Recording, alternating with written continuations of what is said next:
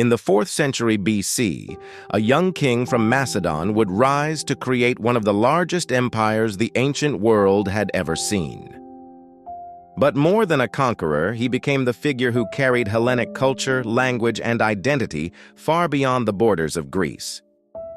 His name was Alexander the Great.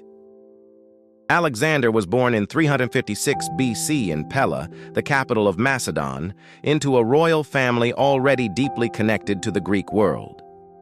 His father, Philip II of Macedon, had transformed Macedon into a dominant military power and unified much of Greece under his leadership.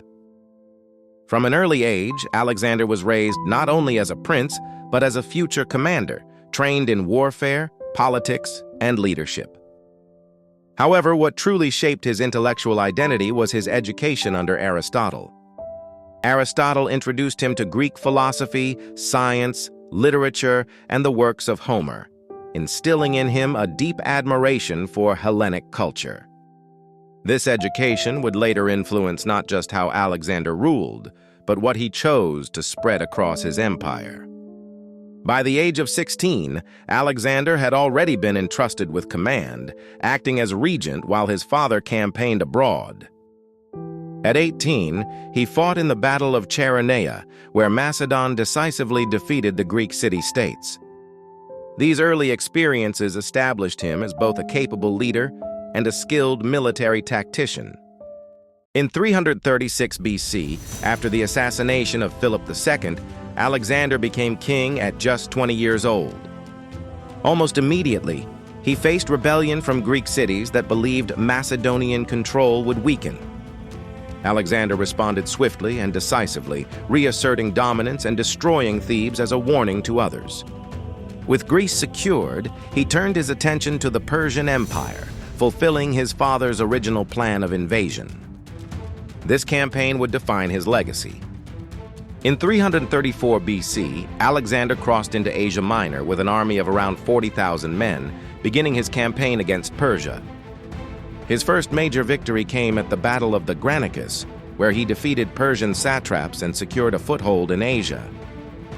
He continued south along the coast, liberating Greek cities under Persian control and presenting himself not as a conqueror, but as a leader of the Greek world. This narrative reinforced his identity as a Hellenic ruler expanding influence, not merely territory. In 333 BC, he faced the Persian king Darius III at the Battle of Issus. Despite being heavily outnumbered, Alexander used terrain and disciplined formations to defeat the Persian army. This victory forced Darius to flee and gave Alexander control over key regions of the eastern Mediterranean.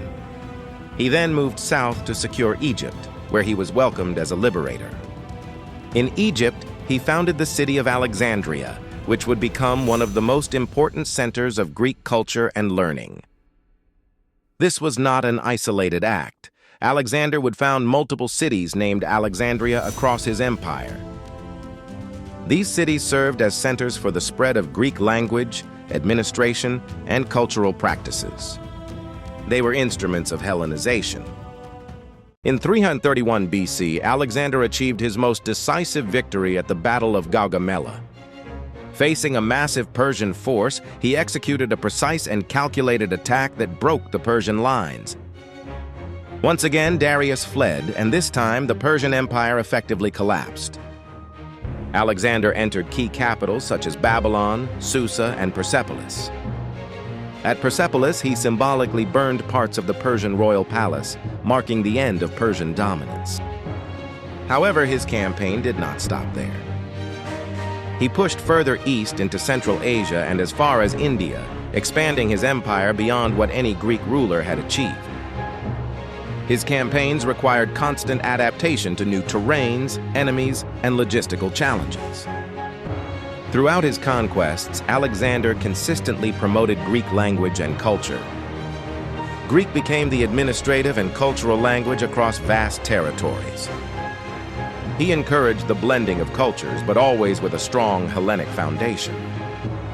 Greek art, philosophy, and education spread into regions that had never encountered them before. This cultural expansion became known as the Hellenistic world. It outlived Alexander himself by centuries. By the age of 30, Alexander had created an empire stretching from Greece to India. However, constant campaigning had taken its toll. In 323 BC, while in Babylon, Alexander fell ill and died at just 32 years old. His empire was left without a clear successor. It eventually fragmented into multiple kingdoms ruled by his generals. But his cultural impact did not fragment. Alexander did not just conquer lands. He carried Hellenism across continents, spreading the Greek language, ideas, and identity far beyond their origin, and shaping the world long after his empire was gone.